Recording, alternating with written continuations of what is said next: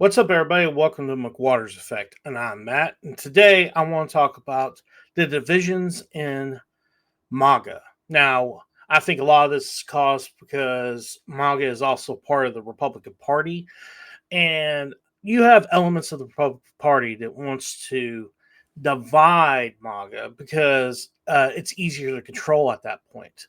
Now, most of this division has to do with one particular subject, and that is Israel. Now, we've had also our blow ups when it comes to HB1 visas and stuff like that, but generally we get over it after a certain amount of time, and it goes back to being copacetic. Now, this subject, it seems that it's not happening.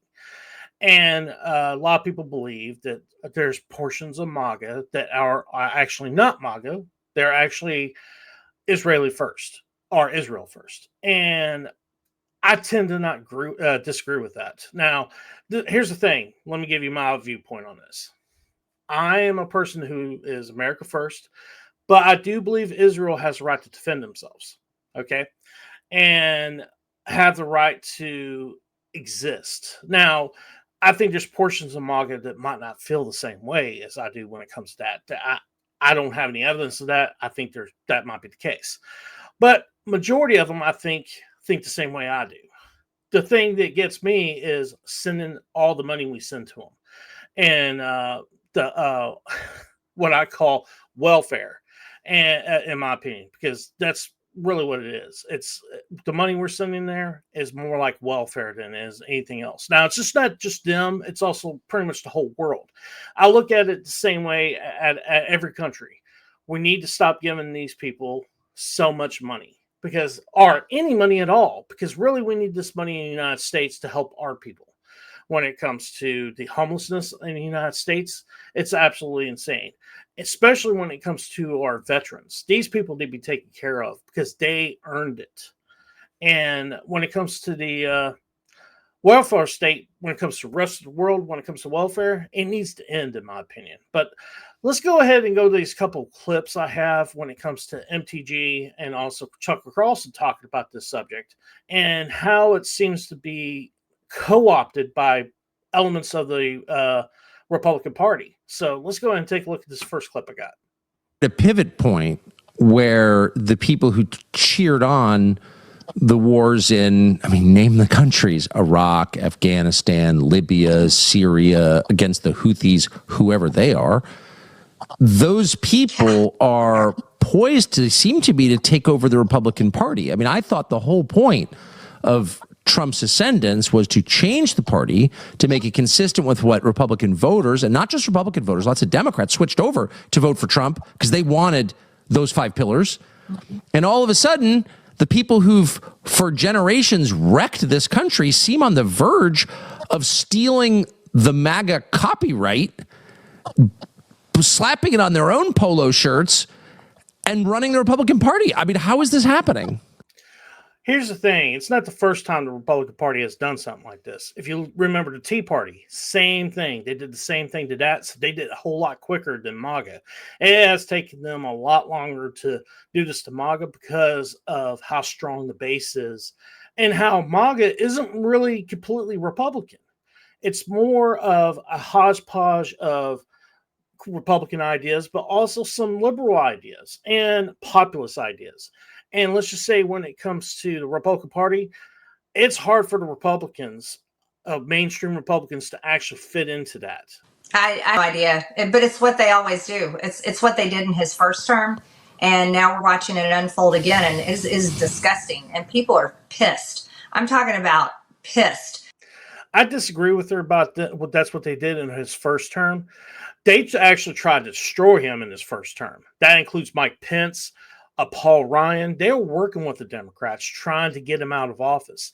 That's not the case this time. It seems to me that a lot of them are deciding we're just going to wait him out and work with him on stuff we agree with him on. And if we don't agree with him on it, we'll just do tad bits to slow it down to the point where he ain't going to get it done before his 4 years are up. Everyone I'm talking to at home is going, hold on now. Why are we considered hateful and anti-Semitic if we don't want to pay for Israel's wars constantly?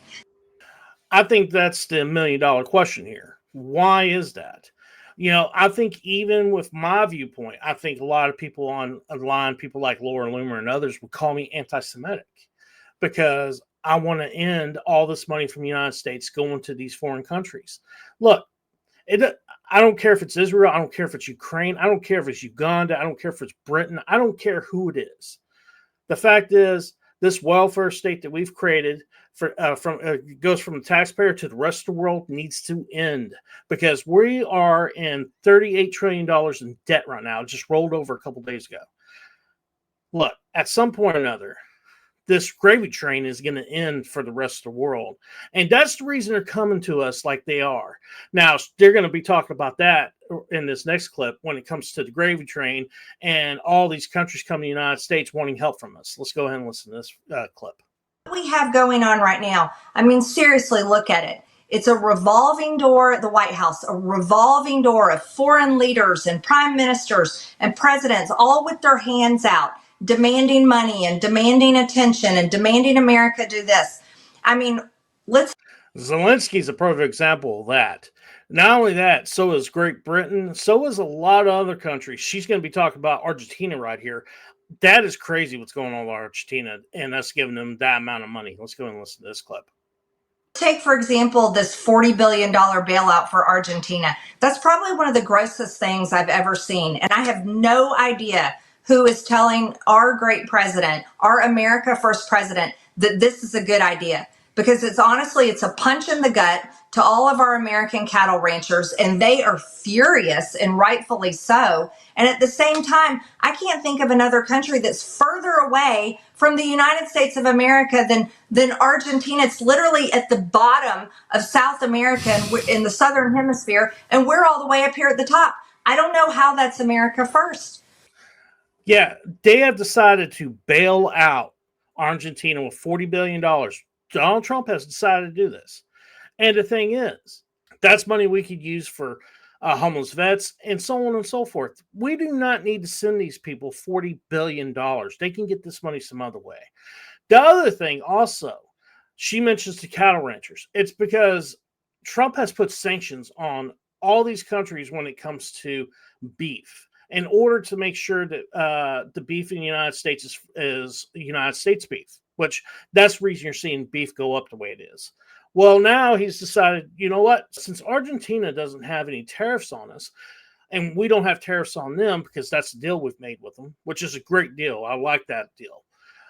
We're going to go ahead and allow you to bring in beef from Argentina to compete with U.S. ranchers. And that's what she's mad about. I'm not that mad about it, to be quite honest with you. And the reason is because what that's going to do is that's going to lower the price of beef in the United States. That's a good thing. But I understand she's mad at at Trump when it comes to the cattle ranchers' point of view, because now the cattle ranchers are going to have to compete when it comes to prices with Argentina. So, there's plus and minus to it. But the problem, Tucker, is it's Washington, D.C. is unchangeable, absolutely unchangeable. And they have hijacked our movement, and they're taking it away from the campaign promises of America First and turning it into everything that we hate. We hate globalism. We hate bailing out foreign countries. We hate foreign wars. We hate industries overseas. We want industries supported here at home. And you got people talking about it. People are not silent anymore. Yeah, I agree with her. Now, the thing is, the reason I decided to make this video also is because there's a lot of people saying, and it looks like it's happening, when it comes to Thomas Massie, Rand Paul, also Marjorie Taylor Greene, and a few others that are not going along with some of the stuff that Trump and the Republicans want to do. They're going to go ahead and primary them. Look, I want some dissent within our party. Not everything has to be unanimous and agreed to. Okay. The point of a party is actually try to find the best idea and go with that.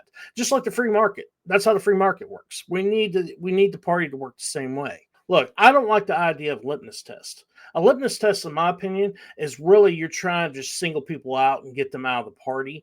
The Democrats do that. Perfect example is when it comes to abortion. If you are a Democrat and you're against abortion, you cannot be in the Democrat Party. Okay, that's a litmus test. And the thing is, those people are coming to the Republican Party. We want them here, even though they might have some liberal views on other things, such as maybe economics or something like that. But still, we need them here in order to beat the Democrat Party. I think litmus tests are stupid. I think it's actually worth trying to find and speak to each other and try to find out what we agree on and stick with that and help the Republicans keep the House in 2026 and hopefully help the Republicans and MAGA win the White House again in 2028. That's the most important thing. But guys, I'd like to know your opinion on this. Comment down below. Don't forget, hit the like button, comment, and share this out to everybody.